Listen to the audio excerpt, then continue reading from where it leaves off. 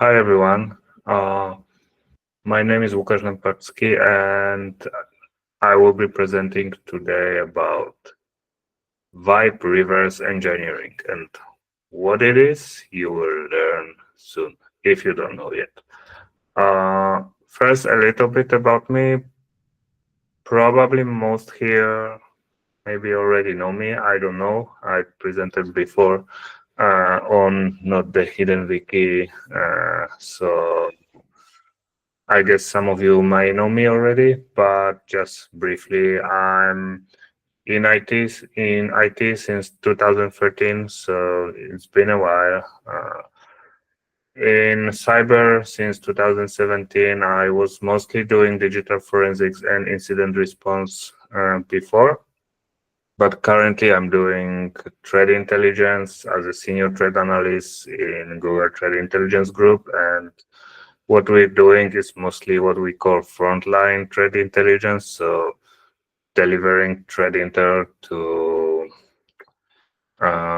incident response teams. So I didn't leave incident response field completely, and cyber threat attribution. And recently, I'm also involved with some automations of our workflows, mostly with AI and LLMs, because that's the big thing today. And during my career, even though I wasn't really like a typical reverse engineer, I was doing a lot of malware analysis and reverse engineering. So nowadays, what I'm doing is uh, trying to take both of these things and like merge them together. So trying to use LLMs and AI uh, to speed up the analysis. So that's something I will be talking about today. And yeah, you have some of my socials. The website probably not working. I'm still struggling to find time to put it back up. Yeah, I'm doing triathlon running and all the stuff after work. Uh, and This is the agenda. So I will be talking about what it even is, the vibe, so-called vibe reverse engineering. What do you need for it? What is MCP? How to put it together. I will be doing a live demo. Hope it goes. Hope it goes well. I have a recording in case of some live demo shenanigans as always, but I hope it will go smoothly. I tested it a few times. Yeah, so what is the vibe reverse engineering? So what is vibe? So the term vibe, as per vibe coding, it was popularized by Andrei Karpathy. He's like a kind of big name in the AI space, and he mentioned it when referring to like coding by using LLMs to generate your code and basically letting LLMs do everything for you. And in this sense, it was like vibe because you just follow vibes instead of like doing the actual work. You just vibing, and then like LLM is doing most of the work. So in this sense, vibe reverse engineering would be kind of the same, only not for coding, but for actual reverse engineering. So letting the AI do the workflow for you, do the work for you, giving the AI access to the compiler and in some cases maybe debugger as well. Put it in the agent mode. What is the agent mode? I will talk in a moment, and then give it a correct prompt, wait for a bit, and maybe have some profit, maybe no. The title is a little bit clickbait actually, because I'm gonna talk about vibe reversing, but I'm also gonna talk about how to use AI in the more controlled manner, where you don't let the AI do everything and just pray for the best result. Uh, so what do you need actually? So you need an agentic AI or LLM model, like the all of the state of the art models nowadays can do reverse engineering, like a Gemini, Cloud, uh, Sonnet, or Optus. OpenAI, GPT, of course, now GPT-5. Although don't use I don't use the OpenAI models too much, but I heard they are not so bad. And to be honest, you can do it also with local models. I won't show you how to do it with local models today because my main computer with the GPU is in the service. But anyway, we wouldn't probably have time, but maybe I will make another session one day about local models.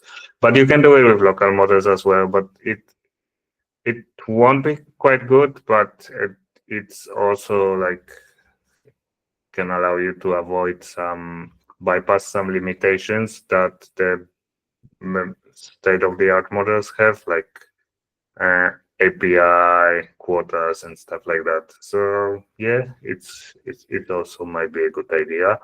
You need the MCP server and the MCP client. What is MCP? We will talk in just a second. And you need, of course, some reversing tools. So you need IDA, Ghidra, or I don't know, is there MCP for binary ninja? Probably there is, but I didn't check. Uh, you need some isolated environment just in case. It's everything we will do today. It's actually static. The MCP server I will be using, it has some dynamic capabilities, but to be honest, I didn't use them too much. It will be all static reversing, so it shouldn't cause any damage on your system. But because of like chaotic nature of LLMs, I always prefer to do it in the isolated environment because I mean it's never happened to me before, but I could imagine LLM going crazy and saying like, yeah, let's just run this ransomware and see what happens. I mean, you never know. It should technically ask you for the it shouldn't execute the file without like asking for permission, but yeah, you never know with LLMs, so better safe than sorry. You need a good prompt and you need some luck because LLMs are not deterministic. So one time you will receive a great report, the other time you will receive nothing or just some hallucinations. So well, I was talking about agentic AI and this is not a presentation about AI itself, so I will be brief. If there's an interest, I can actually make one day maybe another presentation about like generally using AIs for like other types of automation or just talk about AI a little bit more. But I'm also not an expert in the AI theory, like all the foundations, but anyway, yeah, just briefly, like what's so how we know the AI or like LLMs is how most people know them. At least probably is like those all those chatbots, right? Like the Chat GPT was the first. Now you have like Gemini and everything, and you can just talk to them, and they will like answer and give you some more or less interesting information. But this is not really how we use AI nowadays in automation and development and tools. So especially this year in 2025, the LLMs they grew beyond like being just a chatbot. I mean, it started way earlier, but like especially the 2025 is a big year on agentic AIs, and so the agentic AIs are the AI where the LLM is just a agent in the middle. and it can use many tools. Like it has some memory. It will use tools, and the tools will be likely provided by MCP. And these tools will they will interact with the environment. Like in our case, it would be IDA, Ghidra, or whatever, but it can be anything really. Like it can be an operating system, it can be a SQL database, it can be other like knowledge base in your at your work, etc. And the way the agentic AI is working is like it's doing some reasoning, like a chain of thought, let's call it, and then it will create some kind of plan for itself. Then it will execute this plan, and then it will check if the execution is correct or not, and then will be go back to reasoning it. So this is so-called like reasoning loop, and it will go over and over doing these steps. And from time to time, it will actually ask the user, okay, I want to do this action. Is it allowed or not? So not all the actions will be done automatically. This is really depends on how the agent is configured. And in really real agentic systems, this will be there will be like a lot of agents which will be having different like system prompts usually, and they might not even have user prompts. They will be like they will have a different roles. Like one agent will be for orchestration, the other agent will be for, I don't know, communication and interpreting data from database. The other agent will be for something else, and you will have a lot of these agents, but this is like beyond the scope of this presentation. Generally speaking, in this case, we will likely just have a one agent that will do the reversing for us. Although, to be honest, in background, there are probably more, but it's not exposed to the end user.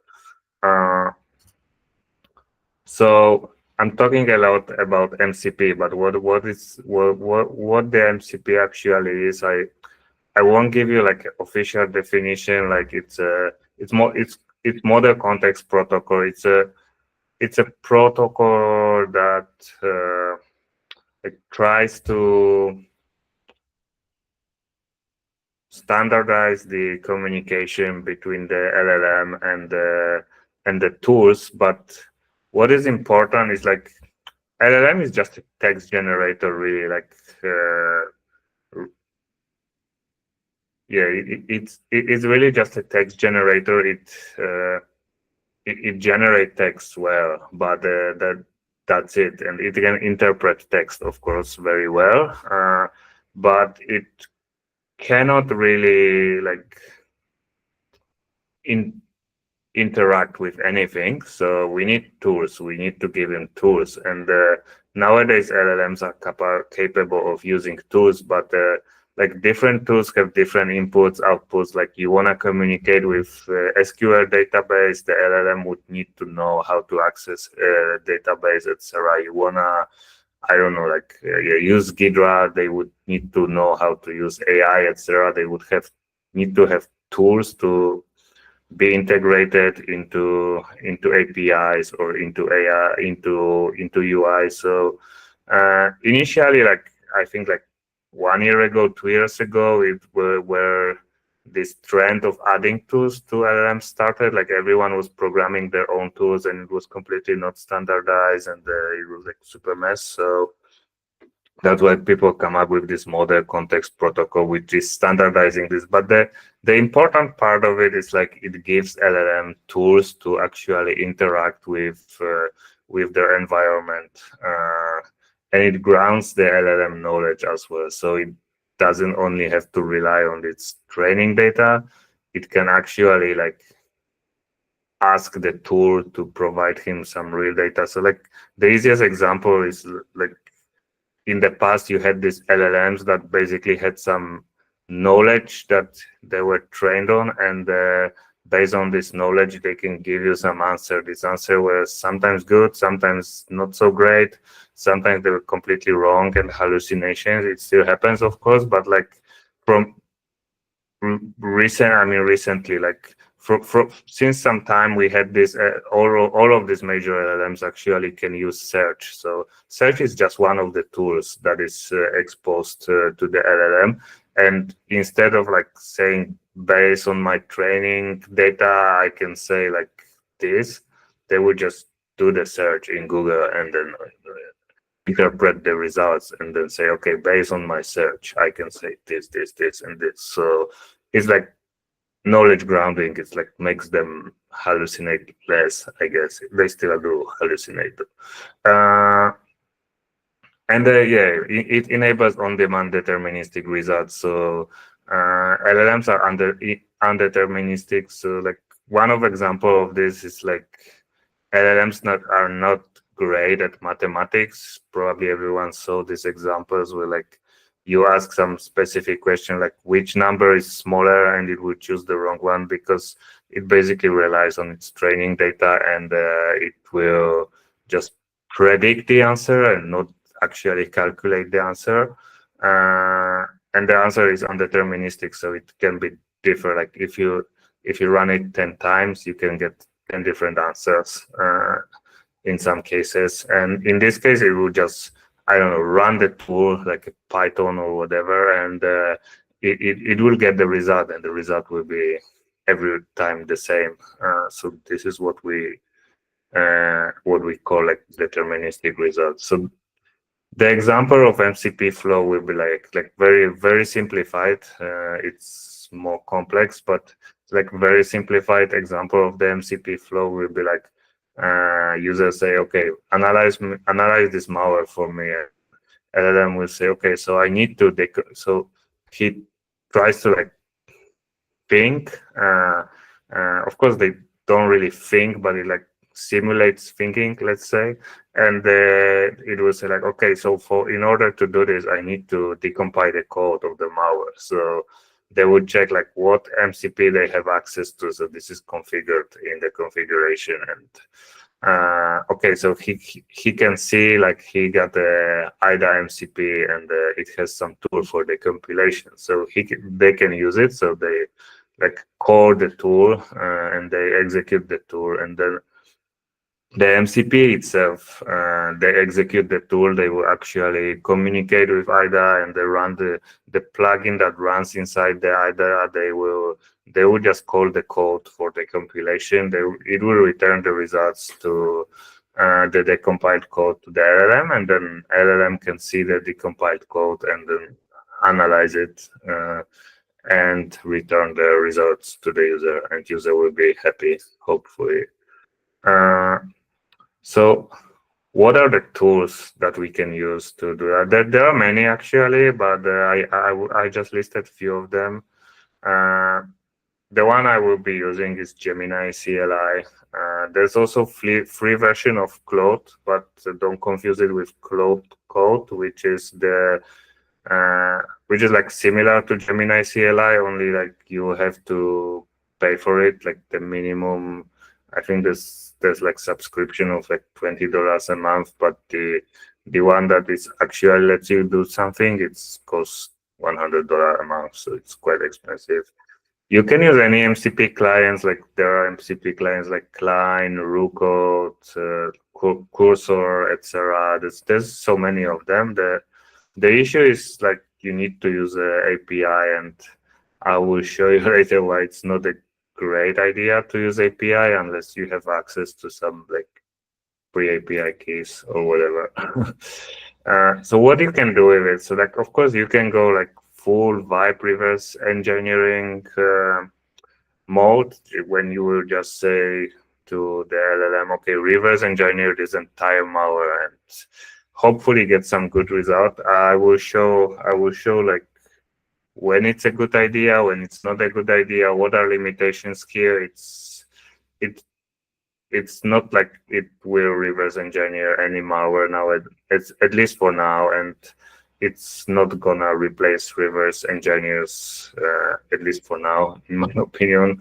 So it can really boost the people who know what they are doing, but it won't be doing like their job for them, at least for now. but it can be really great assistant for reverse engineering. So like I said, for people who know what they are doing, it's a really great boost. And it can answer some specific questions for you. It can speed up your analysis. You can try solving some CTF challenges with it. It's also nice challenge for yourself to like learn the technology and to see what it can do. And yeah, depending on what you want to do, you have to have like good prompts. So there's like entire books about prompt engineering. I think at least the state-of-the-art models, they're becoming better and better in inferring what the user want to do. So they're guessing what the user wants to do. So the prompt engineering, maybe it's not that important as it was before, but still in the agentic world, when you want the agent to be limited to a specific task, it's still important. In our case, like the prompt is important, but not like super important. But especially if you want the LLM to do the entire like full stack vibe reverse engineering, you probably would need to very good prompt to have a chance to get a good results.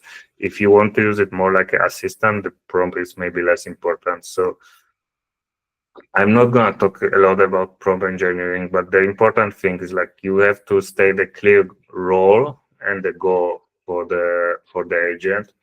You need to set up the set of rules for the agent to follow, and then preferably it's good to always give like some input-output examples, and then specify what is the desired outcome. This is like 4 golden rules, I would say. And yeah, that's it for the theoretical part. And I would try to do some demo, and just give me a second. I will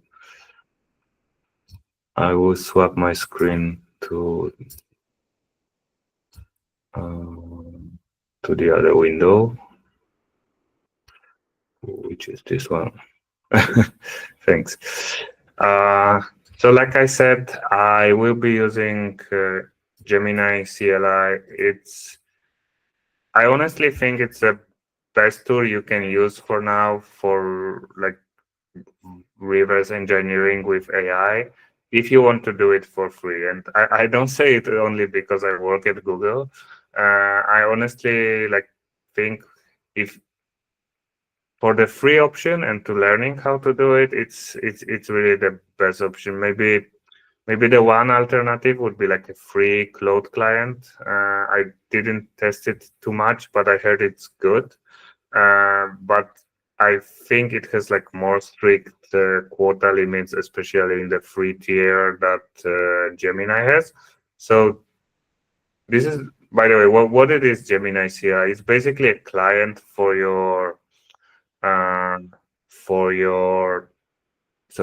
console that will give you like LLM capabilities inside the console. So you can do much more with this than just reverse engineering. You can actually code with it. You can administer your servers, although I wouldn't probably recommend doing it in production or with the LLM. But you can give it all the like tasks, like I don't know, deploy me this application, or like I don't know, like configure me this like Nginx server or whatever. It has access to your console. It has some limits, which I will show you maybe later, but it can do a lot of things. But we will use it for reverse engineering. And in the free tier, it will give you 60 requests and 1,000 requests a day for the Gemini 2.5 Pro. And if you run out of this quota, you can still use like the Flash model, which is not that good, but still can do something. So I think this is pretty decent. Like, as you will see, if you have a really big sample, you can easily run out of these requests, unfortunately. But I think it's still better than most of the competition gives for in the free tier.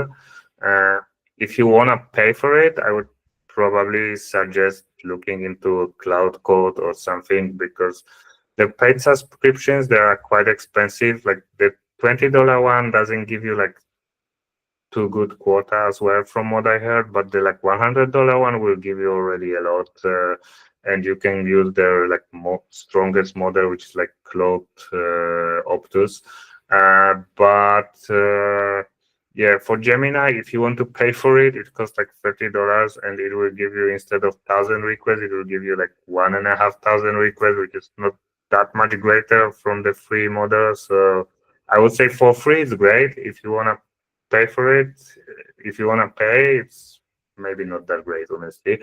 But yeah, hopefully they will change something here and give you some more powerful options like OpenAI and like Anthropic does, like this $100 which are super expensive, by the way, but subscriptions. But according to they are still like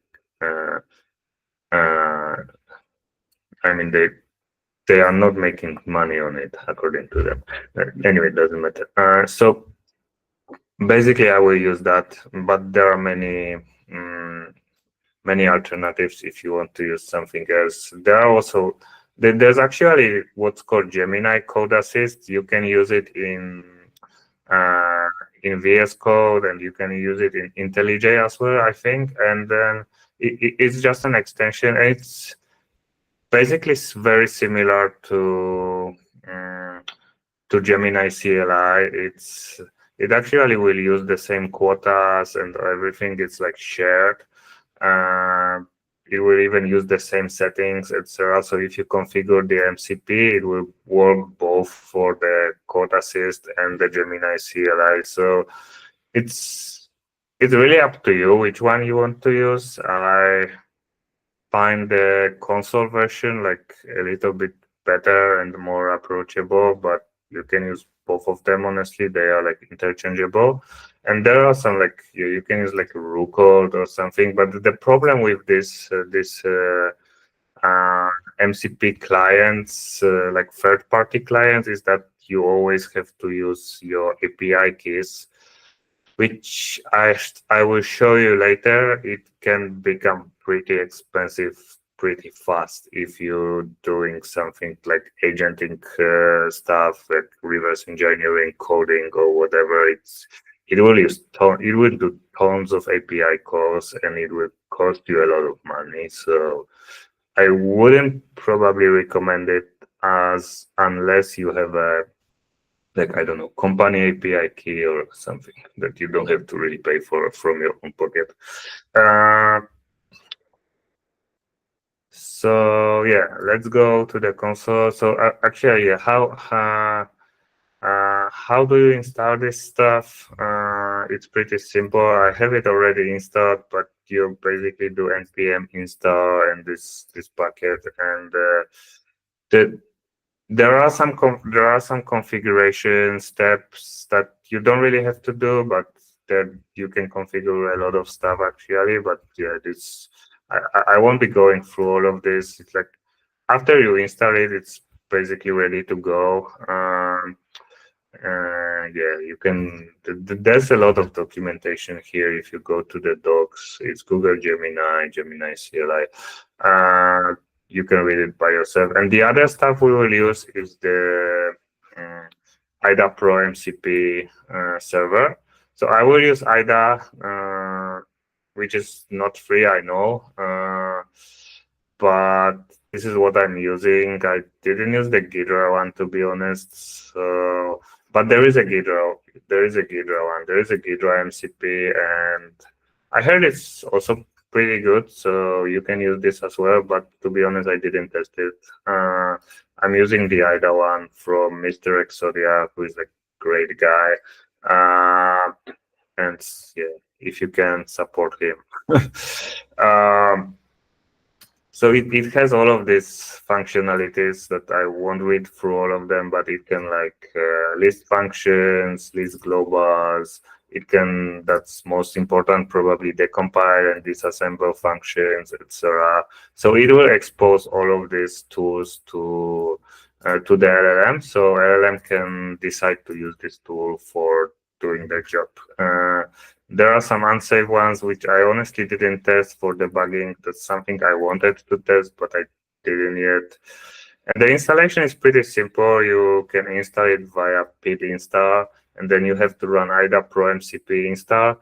And if you use like Rucode or Cursor or something, this will install everything for you. It will install the IDA plugin, etc. Unfortunately, for Google CL, for Gemini CLI, this is not like supported out of the box, so you will have to configure it yourself. But it's really simple. You need to basically like copy paste the stuff. So if you go, so Gemini has like this .gemini folder, and inside this folder there is a setting JSON. So I already have this IDA Pro MCP installed, and I think it has like config option. So yeah, it will basically give you a config that you can just copy paste to the settings. If you see, I already have it in settings. I think the only thing I had to do is like remove this disabled false. Maybe it will even work with this, but basically just copy paste it here and it should work. And then the way you run it is pretty simple. You just type Gemini and you have this like pretty ASCII console. So actually, the first time you run it, it will ask you to authorize, and you have three options basically. You can log in with Google account, and you don't have to add any credit cards. You don't have to do anything. Like for free tier, you just need a Gmail account, like a standard Google account. That's all, and you can use the free tier. So that's the best thing about it, I think. You can use Gemini API key as well, but like I say, you actually, if you create a Google Cloud account and it's a new account, if you create a new project, you will get like 300 American dollars, I think, for 3 months to use. So this is good. If you are within this first 3 months and you have this $300 to spend, you could use the API key as well. But outside of that, if you are spending your own money, I wouldn't really recommend it unless you have a lot of money and nothing to do with it. And there's like Vertex AI, which I won't go into today, but it's like more for the enterprises and stuff.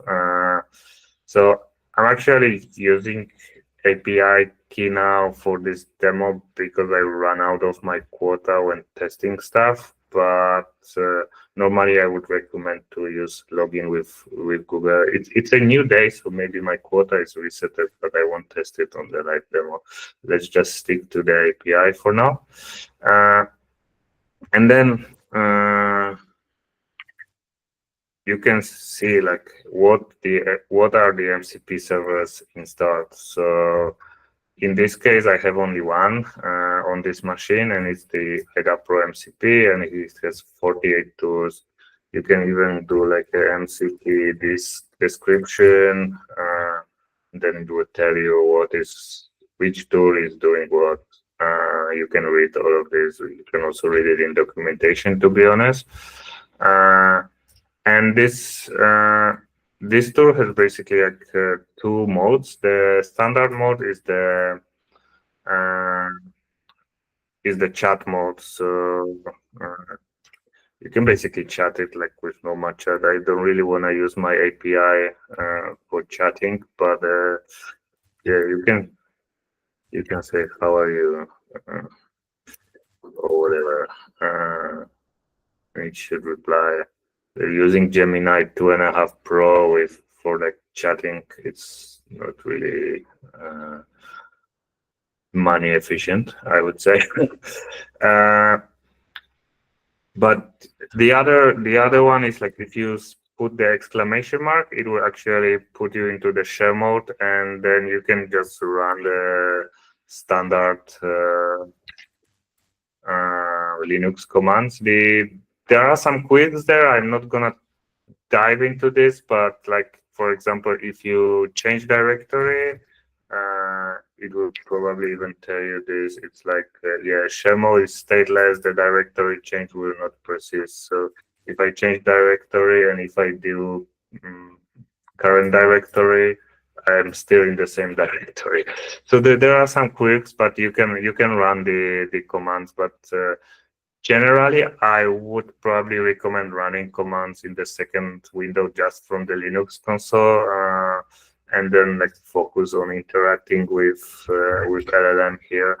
So okay, how we can analyze our malware then? So first of all, let's open IDA because I don't have IDA open currently. Let me just open IDA.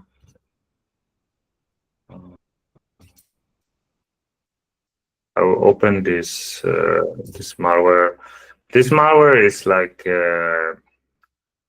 it's like pretty small, let's say, backdoor. It's actually a backdoor used by Chinese threat actor that we described in our blog earlier this year. It's a passive backdoor used to run on Juniper routers. It's pretty interesting one, but I chose it because it's like pretty simple and it's not so big and it's quite simple to analyze by LLM. So the malware itself is not that important. I more want to show how the entire analysis flow works here. So for now, I did analyze this malware before, but this is like a clear instance. I just open IDA. It's just done the automatic analysis. I didn't touch it before here. And first thing we need to do is we need to run this MCP plugin. Otherwise, we won't be able to connect to IDA. So now it says server started and localhost 13337. That doesn't matter, but you have to start the server first. Otherwise, it won't be able to connect. It will tell you this, and it will actually tell you need to start the plugin if you don't do this. But just remember to do it. And now you can interact with IDA through this LLM. So I can ask him what file do I have open in IDA Pro, and hopefully it will tell us. So one more thing. So like I said, there is this. If you remember from the chart, there is this like user in the loop. So it will actually ask you if he is allowed to execute this tool. So initially in the config, we don't stated any like allowed tools. So you can choose like allow once, then it will ask every time, like always allow only this tool or always allow all tools from this server, or you don't allow it. One thing that is different between Gemini CLI and other like MCP clients is that like normally if you always allow, it will like add it to the config and then you don't need to do it again. For Gemini, it's like per session. So if I always allow and then quit the session, it will ask me again, which is a little bit annoying. But you can of course reconfigure. You can add it to the configuration by itself and describe in the documentation. Just you have to do it manually, or you can actually try to ask Google Gemini CLI to do it from the console. It's just you just need to open it in the same folder because otherwise it won't have access. But yeah, for now we will just always allow only this tool. I could just click always allow all tools, but it will be faster. But I wanna like show you and show you what tools it is using. So for now, I will only allow this specific tool, which is like get metadata. So it tries to get metadata about this file, and you can see it returns some metadata. So this is what was returned from the tool itself. And then this is the answer from LLM. So it says, okay, so my question was what file I have open, or you have like this file open. Yeah, great. So at least we know it works. There is a connection to the MCP, so everything works for now. So we can do something more. We can do something more serious, let's say. So one of the things we always want to do, we often want to do when analyzing malware, I could ask him to list all the functions, for example, but it would take some time and it won't be so useful if there are 1,400 functions in this file, even though I said it's a small backdoor, but it's still like a lot of functions. But what we can do is like try to identify the main function. So can you try to identify the main function?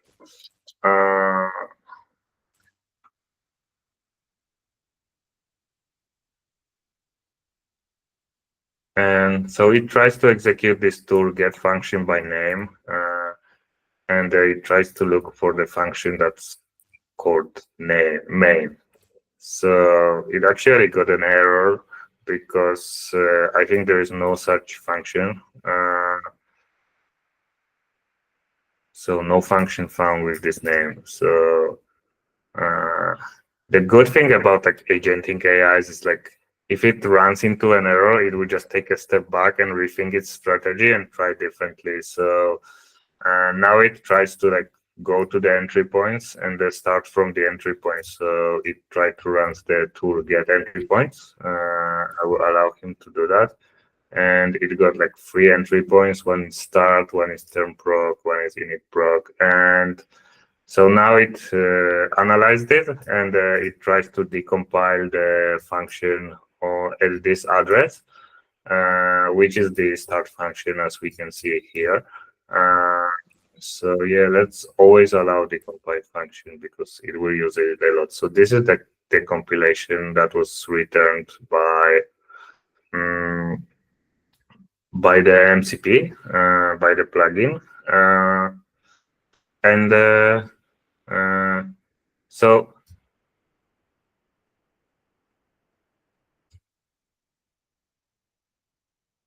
I don't know. So like I said, the LLMs are not deterministic. So I was actually testing it before, and it didn't have much issues to find the main function. Now it says like this function doesn't call main. So it's actually done something earlier. So it says the start function doesn't call main directly. It calls some other function, and it tried to decompile this function. And it says this sub function doesn't call main either. It looks like this binary might be packed or obfuscated, which is not true.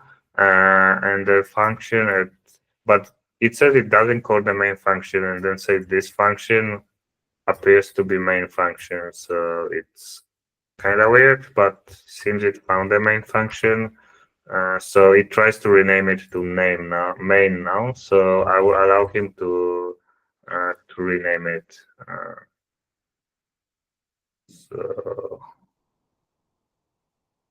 it renamed this function to main. So the good thing about this is like everything it is doing, it will be directly reflected in our IDAR. So we can now search for the main function, which wasn't there before, by the way. I didn't show this. And we can see, like, yeah, he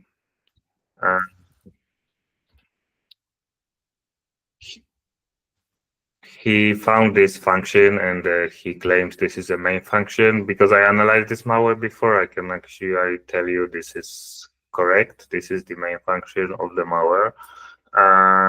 So even though it's like got some weird steps, and it said like there is no main function and the malware is obfuscated, but in the end it found main function, which is good, I guess.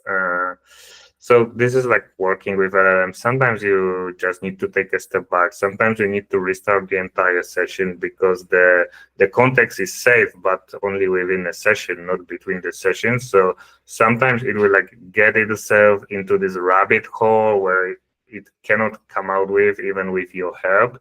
Then you need to just restart the session. But in this case, found the main function, so we will just continue from here. So I can ask him, can you try? No, sorry, that's not the role group. So now I want him to explain me this main function. Can you explain the purpose of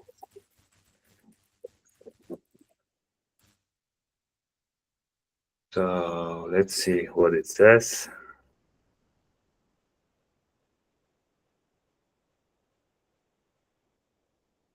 The funny thing is, like, if you do it multiple times, every time it's differs slightly, but more or less it's often correct, although sometimes it gets some like weird hallucinations. So you will see it will have one now. So it's trying to explain the main function. So it says there's configuration checks. They looks for this variable named ATH, which is correct.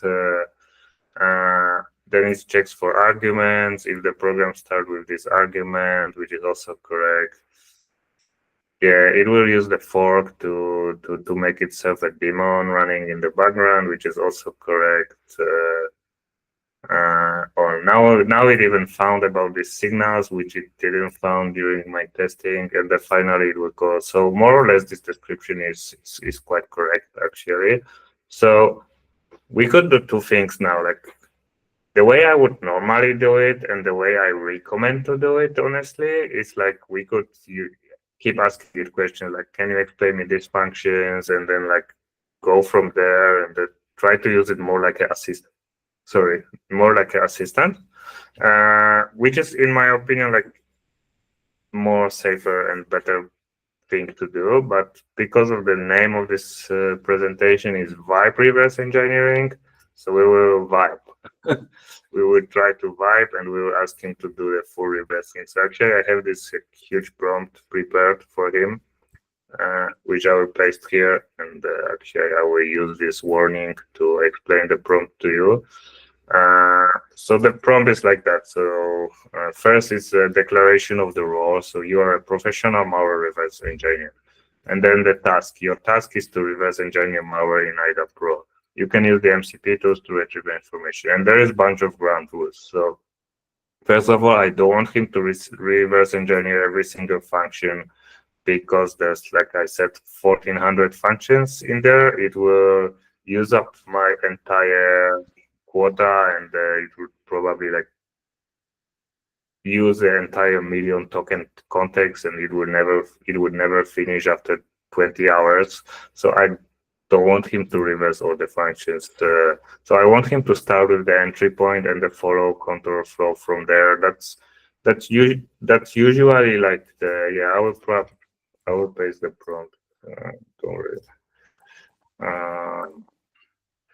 So yeah, this is like the usual, like the best strategy, and it won't always correct. So you can adjust prompt to the sample, but in this case, like I want him to start with entry point and then follow the control flow.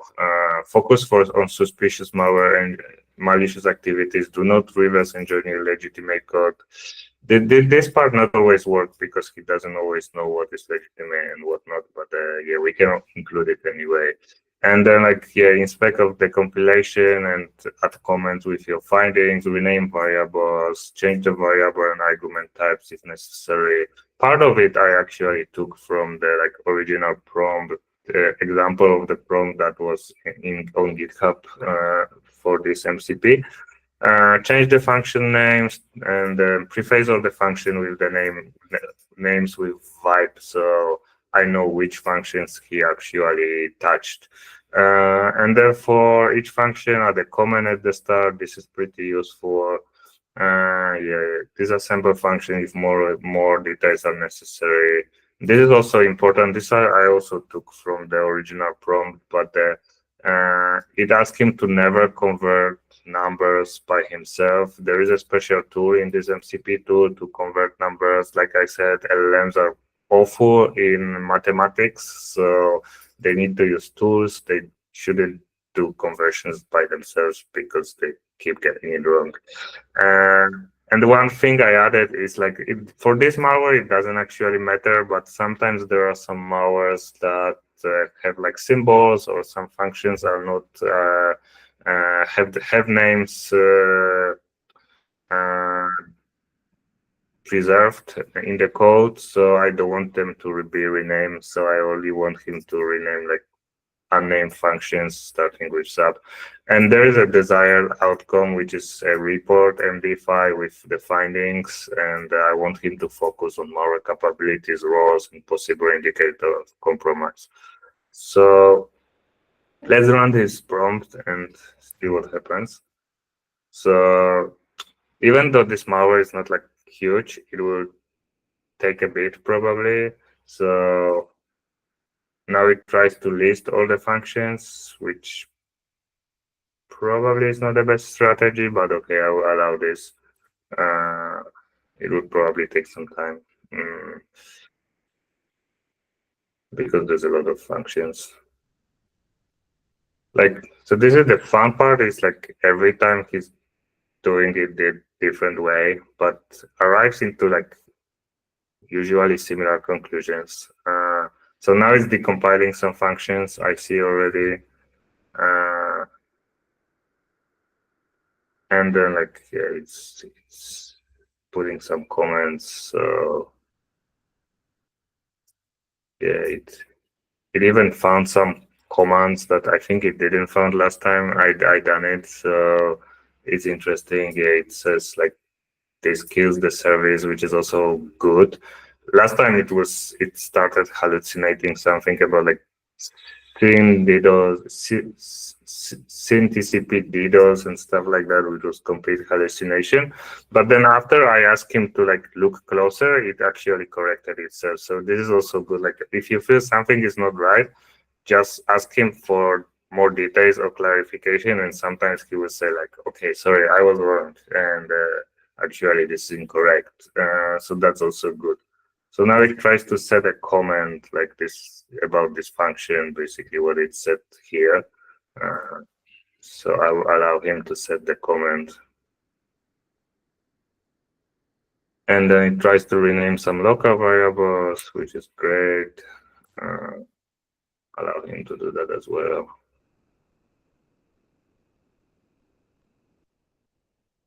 So it's renaming some more variables, which will be useful for us if we want to like pick up when he left. There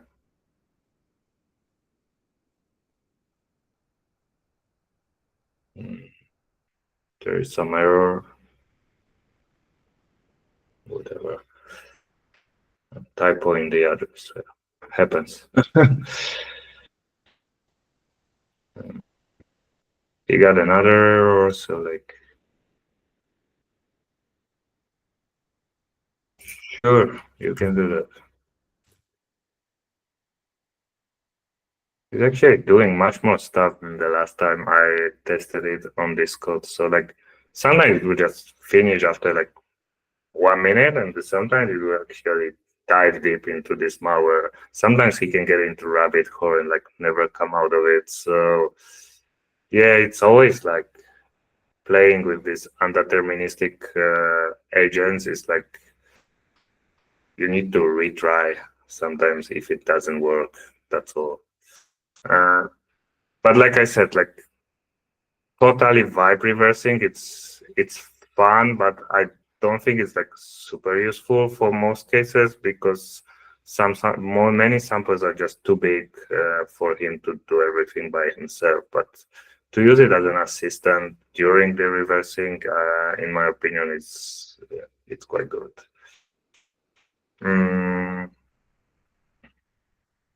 So it's still decompiling some functions. It's discovering the XOR encryption, the ICMP sniffing, all of this like juicy stuff, which is nice.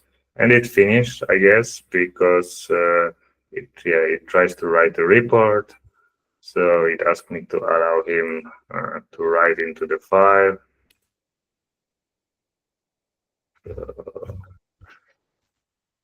Yeah, it creates this report. We can actually open the file, or we can just read the report here. So just briefly, I won't read all of it. If you want, I can copy paste it for you. But yeah, this is a backdoor that uses ICMP packets for city communication. It has reverse share file transfer and local service capabilities. I'm not sure what is local service capabilities, but okay. Tomorrow is written in C and designed to run on Linux system. Kinda, it was designed to run on FreeBSD, but let's say it's like flavor of Unix, everything. The malware does not have any, that's correct, I think. It uses ICMP packets, that's also correct, although, yeah, it says like the malware sniffs ICMP packets, which is correct, and looks for this magic value in the packet, which is also correct. And it decrypts with XOR cipher with this key, which is also correct. So it found pretty interesting stuff. It found this, which it didn't found last time. So the C2 commands. I'm not sure about 2 not being fully implemented. I don't remember honestly. We would need to double check, but I think the 2 are correct. So this is also interesting. Yeah, it found that it can do a reverse share, which can download file, upload file, and execute commands, which is also correct. I think there was some proxy, or maybe this was not this malware, or maybe 4 is actually not implemented. There was some stuff like this in this malware. I don't remember exactly, but more or less his findings are correct. He found the port that it listens on. Yeah, these are the steps taken. And the good thing, like I said, is like you can go to back to IDA, and you can see all the functions it looked at. So it found the packet sniffer function, and you can see like the ICMP magic bytes. It renamed some functions, which is also great because you can already see this like C2 IP string, C2 port, stuff like that. Yeah, there is a decryption function that it found. It adds these comments for you. So it really can speed up the analysis. Yeah, you don't have to do like full reverse engineering unless you want to try. It's fun, but yeah, it really can speed you up honestly, and then you can like follow up with this, and then like he actually found all of the stuff that I wanted to ask him about, but yeah, let's ask him. Can you tell me more about the ICMP meeting and how it works?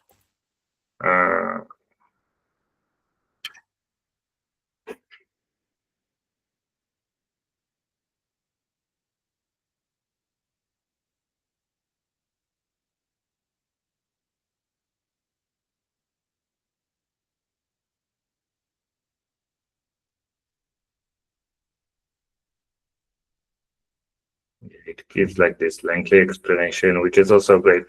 To be honest, like my main use case is like I can see some big chunk of code in IDA. I don't have any idea what this code does. I would just ask LLM, okay, can you explain me this function? And then he does his thing, and then like 1 minute later, I have an explanation. It might be correct, it might be wrong sometimes, but if you have an experience in reverse engineering, at least you can like see what he's described. Is it actually matching the code or no? But it will give you some intuition. And you'll start renaming some variables for you, etc. So the looking at the code will be much easier. So yeah, it explained quite well, like how this works. I'm not gonna read all of it, but it seems it's like, yeah, understood it quite well.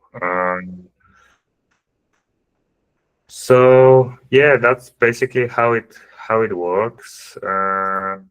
I had another sample which was like Quilin agenda sample, but this one I wanted to show you like how the big samples are not so great for LLMs, because this one is I will close it for now. This one is like a huge sample, ransomware, written in Rust. So I I asked him to do the vibe reversing of this, and I will only show you the result because it took like half an hour or more. I ran out of my free quota on this, and then I had to use the API key.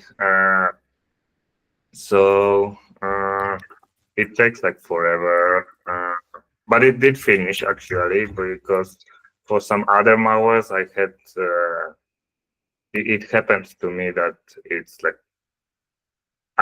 I was running once for like 3 hours or 4 hours, and it never finished because it go into this rabbit hole of like reversing all the possible functions, which was completely stupid, and then it burned like $50 or something, even though I changed to Flash in the middle. Otherwise, it would burn like $200 probably. So, yeah, that's why I don't recommend using your own private APIs. We can actually, yeah. So this is the Quilin sample that I asked him to analyze. Yeah, like I said, we are. Yeah. Anyway, our time is running short, and it takes forever. But yeah, it also produced some nice report. But the issue was the amount of time it took, and the report wasn't that great, to be honest. It's a Rust sample as well, so it's honestly, in my opinion, the LLMs are best at analyzing C. Like Rust and Go, it can help you, but it's not that great.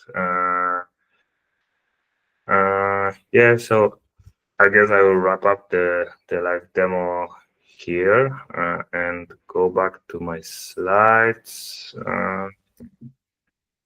So I need to change the window. And yeah, so we saw how it works. So what are the issues? So this is one of the issues. If you're using free account, honestly, even if you use the paid account, you will see this quite often. Like you reach your daily limit, especially if you are reversing a big samples. And then you have two options basically. You can either change to API key, or you can continue with Flash model, which is honestly not that bad. Like the Pro model is, of course, much better at tasks like reversing, but for like some basic stuff, Flash is still okay. And I think Flash is unlimited. I'm not sure, but I think Flash is generally unlimited. So you can use Flash as much as you want, but for Pro, unfortunately there's those limits. If you're using API, yeah, like this is what I said. Like I ran the samples, and honestly, when it reached $10, I changed it to Flash, which is a huge difference because the price per API call, it really depends. It depends on the context as well. Like if the context is almost full, like 1 million tokens, the one call to Pro model, it costs like $2 for one core, and it makes like enormous amount of cores. So when it reached $10, I changed it to Flash, and it's still like burned like $43. So I was running this like $300 free tier, so I wasn't that concerned, but it was still like I probably not gonna do it if I have to pay for it myself. That's why the free version is quite nice. You will still run into the quotas, unfortunately, but yeah, that's how every provider is nowadays. Like even if you, I know people who are like paying $200 a month for the like maximum plan for cloud code, and they will still run into like quota limits. Depends what you do and how much stuff you do. So, and the $200 a month is kind of expensive, but given that you will probably burn tokens for like, I don't know, $10,000 sometimes, it's probably still worth it for these people. Uh, Context is a kind of limitation, although like Gemini is a famously model with the biggest context window on the market currently, 1 million. But if you have a big malware, you can still run out. This was a few months ago. Nowadays, it's like much better at caching. So I don't have this screenshot right now, I think, but when I was doing this Rust code, this agenda ransomware code reversing, it's like cached like 30 million tokens or something. So like caching is working really nice quite now, but still, if it's a big malware and it's doing like full vibe reversing, it can run out of context at some point. So that's also an issue. Yeah, if you use it, you will see this context falling quite fast. So what are the conclusions? So, like I said, there are some limitations, but it can be very useful in my opinion.